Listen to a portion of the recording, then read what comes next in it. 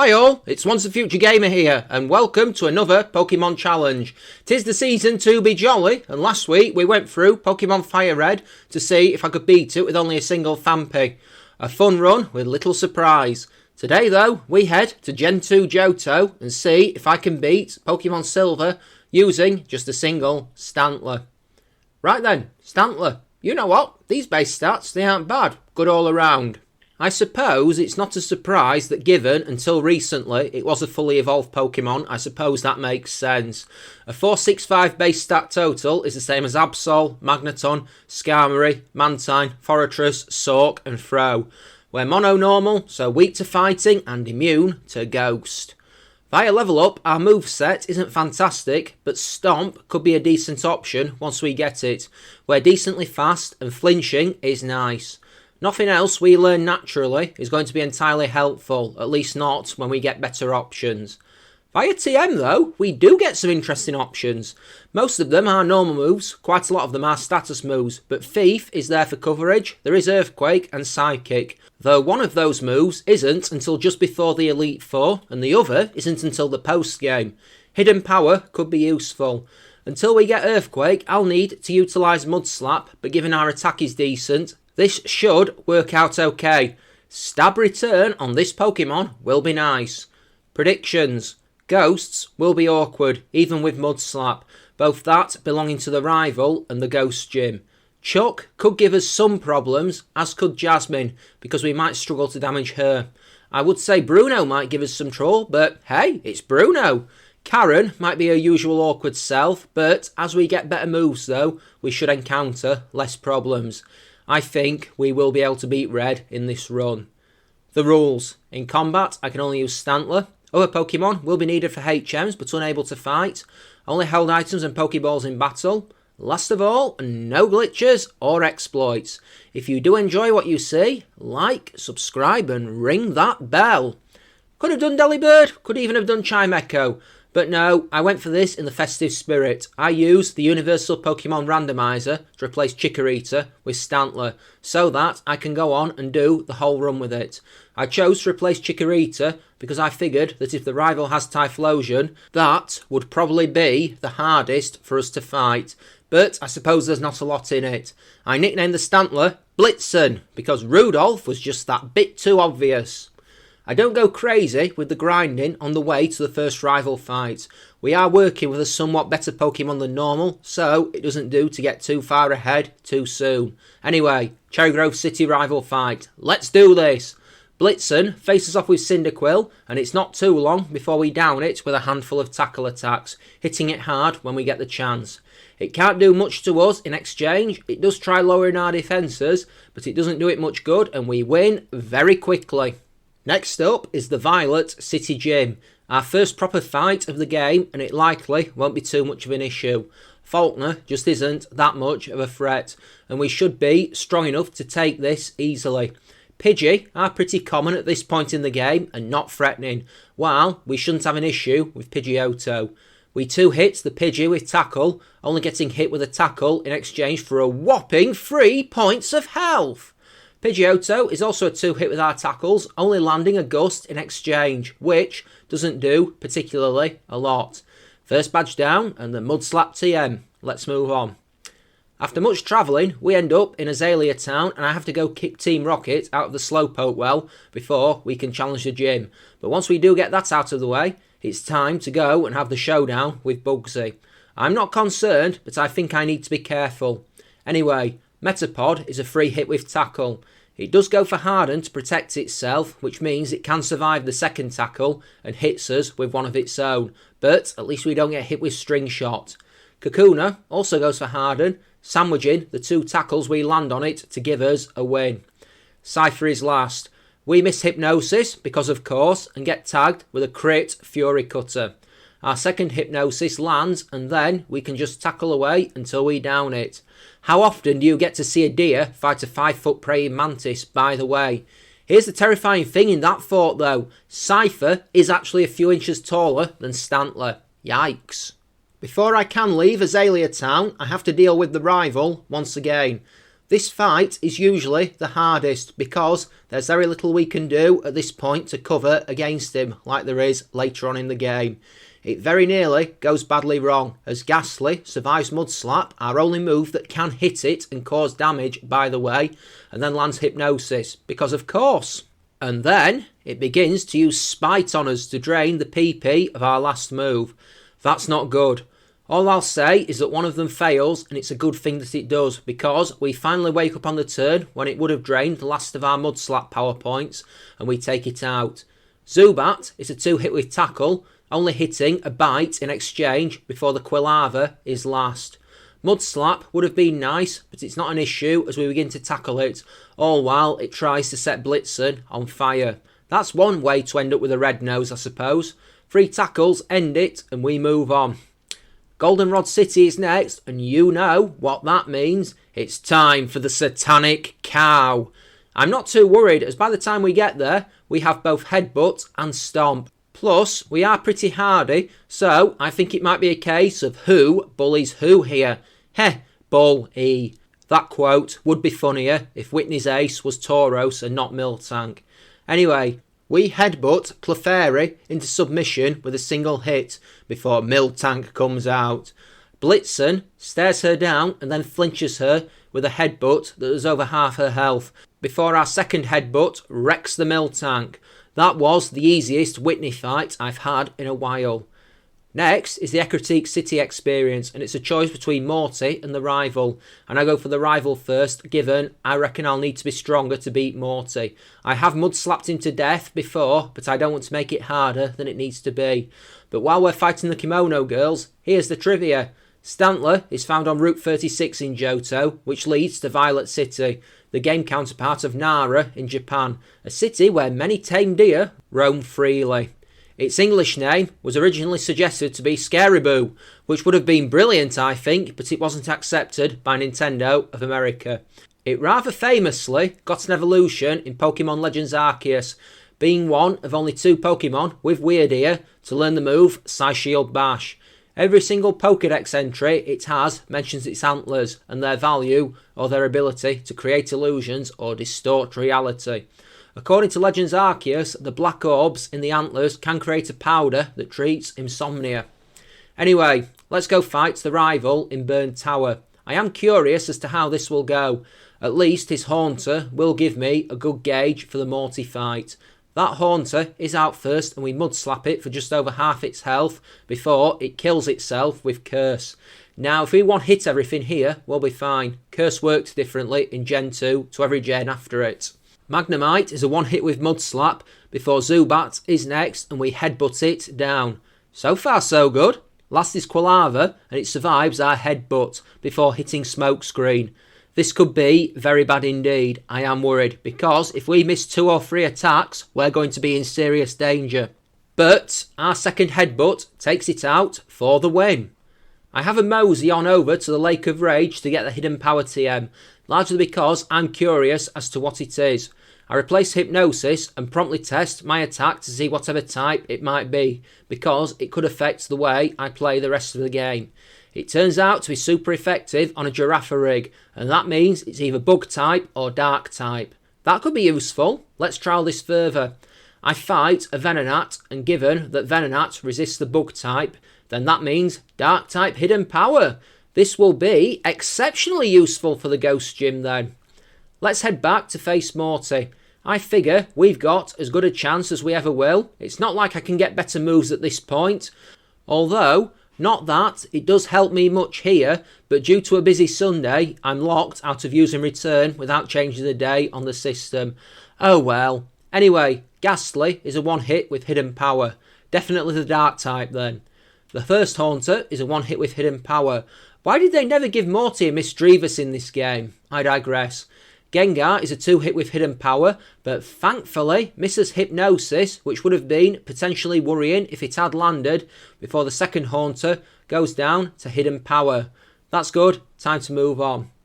Having crossed the sea, I arrive in Cianwood City and make preps to take on the Fighting Gym. This one could be very troubling indeed, as it is the only type that is super effective against us. I think we should be okay, as we started to build up a decent level lead and we've got a bit of power on our side. Getting hit with a dynamic punch will hurt though.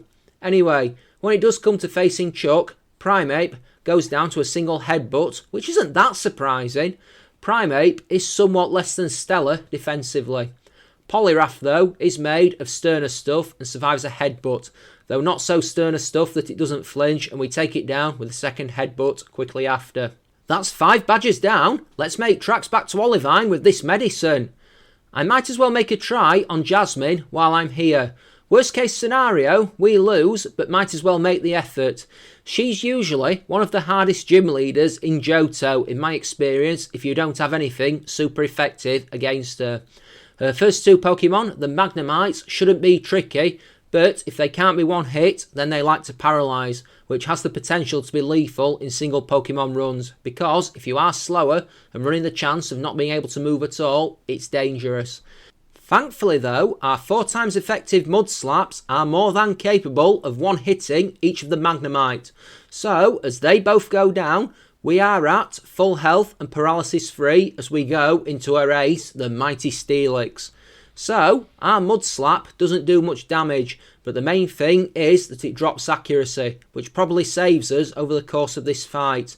We do get hit with an Iron Tail that lowers our defence. The second one that hits us, and it is only a second one that lands, nearly wipes us out. However, we keep on firing Mud Slaps at it. I even use headbutts to try and get flinches when we've completely ruined its accuracy.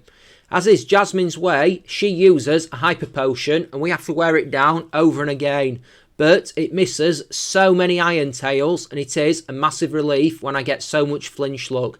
Like 3 or 4 in a row with headbutt at the end of the fight to take it down hard and get us a well-earned win. That was the hardest one so far, but I think we should be good for a bit now. While I am going through the Rocket Hideout, let's talk about what's happened on the channel this week. Another busy week of uploads, another busy week for me personally, as the holidays are almost upon us and it's a manic time of year. I'm feeling pretty good though. We had episodes of 14 through 17 of the Pokemon Violet playthrough this week, as well as episode 9 of the Skyward Sword playthrough, and episode 1 of the RE1 Remake playthrough. I really need to play some more Skyward Sword at some point. I'm running out of the episodes I recorded in October. That may be an upcoming priority. I'll have to remember all of the controls, no doubt. I'm still enjoying Pokemon Violet, probably past the halfway point now in terms of stuff I need to do. I think I've done 6 gym leaders, 4 Titans and 3 Star Bases at the time of writing, I think. That might be upcoming spoilers. I do want to try and catch the pseudo legendary for that game at some point.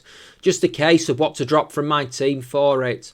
Next week's challenge is going to be my return to Gen 5 for the first time in a while as I take on Pokemon Black with a single Ordino. Something that's sure to be interesting. As always, if you do have any ideas for future challenges, I'm interested to hear them. Drop them in the comments section down below or follow the links in the description to my Twitter or my Discord. Also, while you're there is a link to my Patreon, so if you want to support the channel in that way, there's that option. As always though, thanks for watching folks. I'm so super glad that you do take your time, and it is a very precious resource, it is a non-renewable resource. I'm glad you take that time to sit here and watch what I lovingly created. Eventually, it's time for the Ice Gym, and I can't say that I am especially concerned about this one. We should be absolutely fine, I think. Price isn't particularly hard at the best of times. He's definitely not as hard as Jasmine. I think we'll do this one quickly before we have to go to the radio tower. First, we start by using our head as Blitzen down Seal with a crit headbutt. Don't think the crit was necessary, but whatevs I guess. Next up is Dugong, and once again, we take it out with a headbutt. Last is Piloswine, and this one actually survives headbutt, but only goes to Mist in retaliation, which doesn't do it a whole lot of favours. Price heals it, but we take it out with Head and Hooves as we land Headbutt and Stomp in quick order to take it down and take an easy victory. I have to clean out the radio tower next, and that is relatively smooth until the time comes for the rival fight in the Goldenrod Underground. This fight sometimes has the capacity to be worrying, so I need to be careful and not start daydreaming as the fight begins. Good thing I had actually already hit record. I was actually thinking about Christmas Day content. Maybe a bit late now, that. Anyway, Golbat goes down to headbutt before the Magnemite comes out next, and we can casually mud slap it down to give us a quick win. Haunter is third, and we shoot it down with our dark type hidden power before Sneasel is fourth. It is pretty frail defensively, and so I hit it with a headbutt for a knockout before Quilava is last, and one swing of our mighty antlers takes it out with yet another headbutt to give us the win. That was smooth. I travel through the ice path and eventually make it out into Blackthorn City, where it's time for the final gym, the Dragon Gym, and again I think we should be okay here. Claire's Kingdra might not be easy, but I think we should have enough to get the job done. Anyway, as the fight begins, I already know that we can one-hit a level 37 Dragonair with headbutt, thanks to one of the random gym trainers. And so, as she sends out the first Dragonair, and then the second one, and finally the third one, each of them is taken out with a single swift headbutt, which means that we manage to get to the Kingdra unscathed. The Kingdra takes about 3/4 of its health in damage from the headbutt and then blasts us with Smokescreen, which could be trouble, especially since I'm certain she's about to heal. She doesn't though, and we drop it with another headbutt. Okay then, I'll take that. I'll go deal with her Dragon's Den nonsense, and then we will head for the league. I do arrive in Kanto and head through Victory Road, getting the Earthquake TM while I'm there to massively improve Blitzen's ability to cause damage. It is an upgrade on Mudslap for sure, and I feel like I might be about to need it, because the rival is up next and we begin to fight. Sneasel is first and it goes down to a headbutt before Golbat comes out next, and with a swing of our mighty antlers we also wreck that with a headbutt. Just like that, we're winning. Magneton is next and I duly wreck it with our new Earthquake move before Haunter comes out next. Well, it'd be rude not to do the same, wouldn't it? It also goes down to Earthquake. Kadabra is fifth, and if it ain't broke, don't fix it. We smash it with Earthquake. Before Typhlosion is last, and I also Earthquake that for a win. Simples. Let's head into the Indigo Plateau. Here, at the said Indigo Plateau, let's have a look at our stats and see where we stand. Offensively, we are pretty good. I'd feel better with return, but since that's not an option, we'll have to make do with headbutt. These stats are great, way better than what we normally have to deal with. That headbutt and that Earthquake are going to hit hard.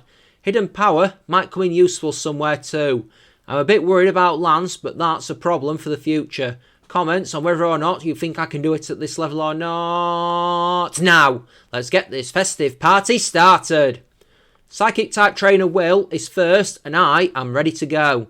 I'm not sure Hidden Power will do me a lot of favours here, since Psychic types tend to have decent special defence for the most part. So I might be better off going for the physical moves. Just a theory anyway, I could be wrong. Anyway, first up is the first Xatu, and we down it with Headbutt for a quick first knockout. Next is Jinx, and we wreck it with Stomp. Executor is third, and I'm sure that this actually has better physical defence than special, so I knock it out with a crit Hidden Power. Slowbro is a 2-hit with Hidden Power, only going for Curse, which isn't enough to save it, before the second Xatu is crashed out by a crit Headbutt to give us a swift early win. Nicely done. Poison Trainer Koga is the next opponent, and given only one of his Pokemon actually takes super effective damage from Earthquake, this might not be as easy as it might initially seem. One is immune, 3 take neutral damage. Let's go. Ariados is out first and goes down to a crit Headbutt. That's a lot of crits close together. Next is Venomoth, and I wreck it with Earthquake for a decisive knockout. Third is Fortress, and that is a little trickier. It takes less than half from Earthquake, so I get Blitzen to stomp on it to take it below half before finishing it with another Earthquake. It uses spikes and hits a Swift, but we shrug that off. Next is Muck, who goes down to Earthquake before Crobat is last. It survives our Headbutt, goes for Double Team, and then he heals it, which is 3 pretty unhelpful things in a row. Thankfully, we promptly stomp it to death, hitting it with 2 of them to take it down fast. Neither of those moves miss, so that could have been a lot worse. Fighting trainer Bruno is next, and like Chuck earlier, this could be another tricky fight, particularly if we get hit with a fighting type blow. I'm thinking of Machamp's cross chop or Hitmonchan's mock punch. Neither of them will do our health much good. Bruno isn't that bad actually. Hitmontop survives Earthquake and then goes for Dig, which is aggravating, meaning I've got to waste an Earthquake PP at low health to finish it off. Hitmonlee is next and it gets clocked out by Headbutt. Hitmonchan is next. I'm not surprised to see the Mach Punch come our way for decent damage before we take it out with Headbutt. That does actually surprise me. I thought Hitmonchan would survive it. Machamp survives Headbutt, but we flinch it before finishing it off with Stomp, before the Onyx at the end goes down to Earthquake. Moving on! Dark Trainer Karen is the next one, and I can't help but think this one might have a few snags. Umbreon is always irritating at the start due to Sand Attack, so I have a feeling this might take a few attempts. I don't think we can one-hit Umbreon, so I go for Headbutt to hope for the flinch. I don't get the flinch, it does do over half its health in damage, but Umbreon fails with Sand Attack, so I down it with Earthquake. I'm not taking any chances with the damage range. A crit Headbutt takes Vileplume out before Gengar is next, and we smash into it with Earthquake to gain an easy win. Murkrow is next, and we stomp onto it for a knockout before the Houndoom is last. We take it down with Earthquake, and that gives us the victory. I didn't expect it to be that easy, but I'll take it.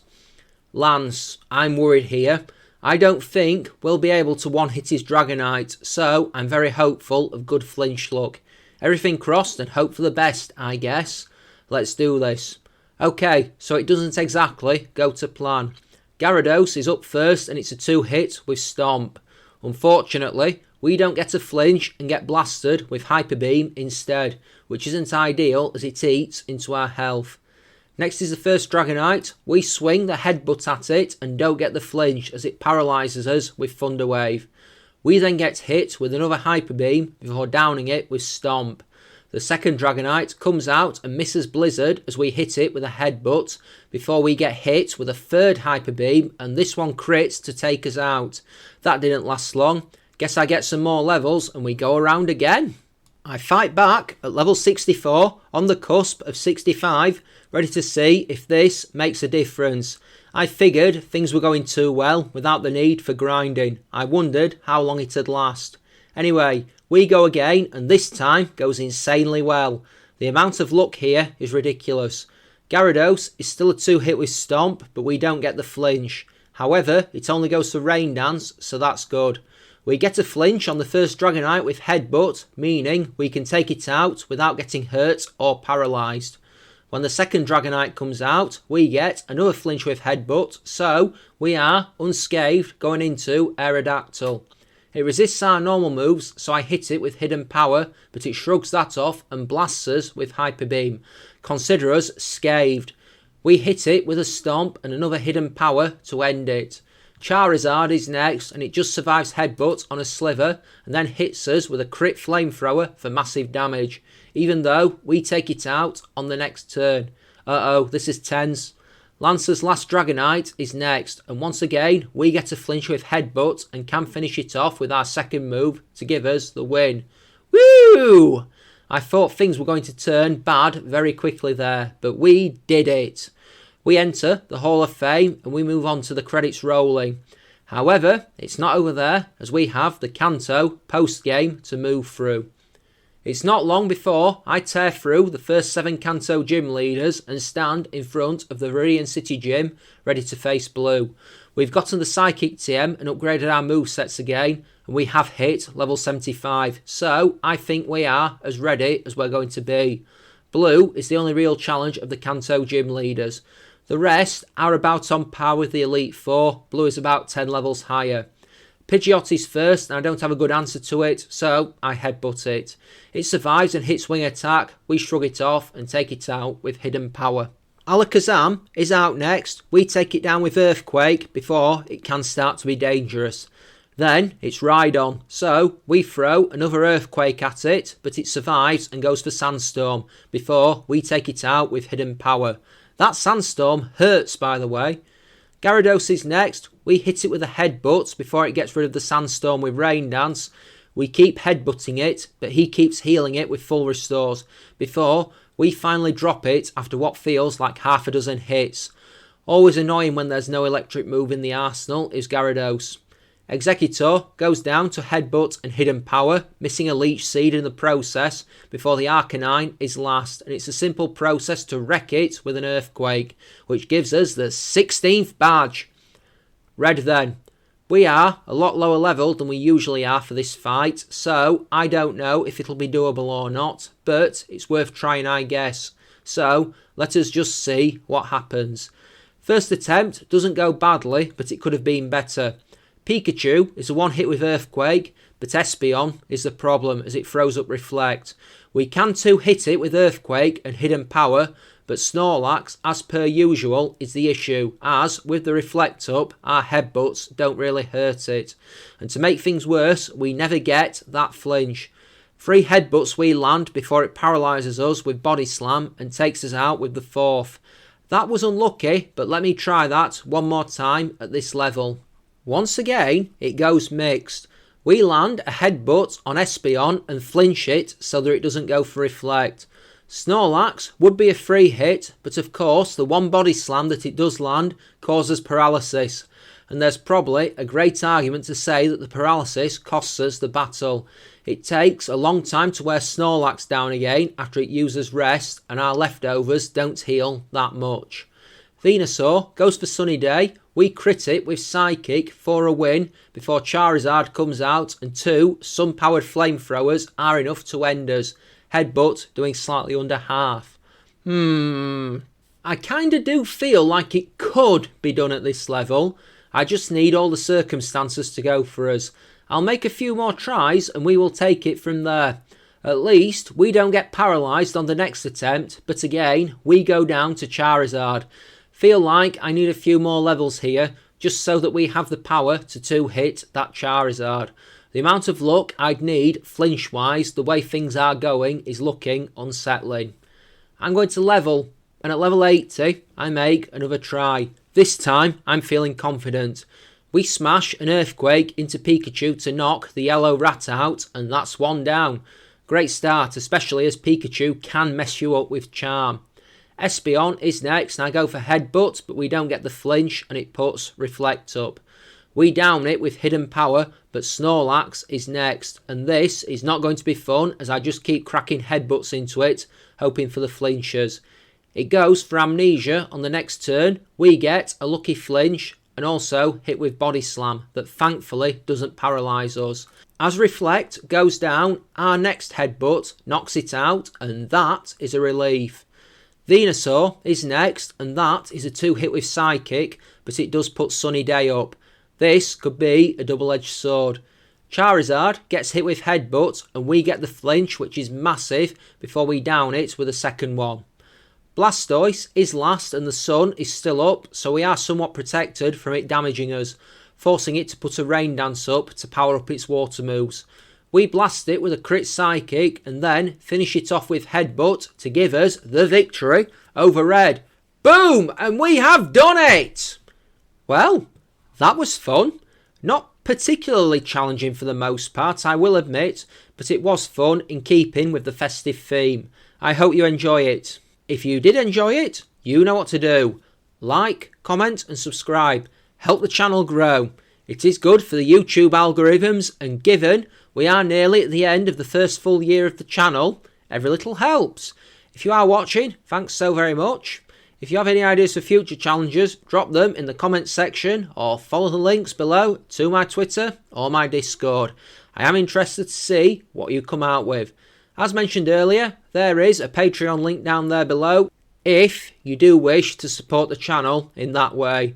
Next week's Pokemon Challenge, we'll be seeing if I can beat Pokemon Black with a single Ordino. Could be interesting. It'll be nice to return to DS era challenges after not doing any for a few months. Join me again for that, we'll see how it goes. Outro time, and what's going on with me? I've just had a good weekend away with my girlfriend the previous week. Nice little Christmas market and city breakaway. It was good and relaxing, even though we both probably indulged a little too much. Mind you, it's the festive period. Unfortunately, I've been using that excuse since August. I feel like 2022 is ending on a high note and 2023 could be a very good year for me. I think I'm going to look to do some sort of yearly recap in the next challenge video about what happened this year over the course of the channel. It could be interesting looking back at some of the challenges and playthroughs I did. When this goes live, we'll be a week away from the end of the year. I do hope you've all had decent ones, or if you haven't, that next year is a better one. Since this is going out on Christmas Eve, I'm going to let you get back to your families. It's all that's left to say from me. It's happy holidays, have a great time, and I'm going to sign out now. This has been Once and Future Gamer, and this has been Pokemon Silver with a single Stantler. Bye bye now, folks, and I will see you next time. Take care.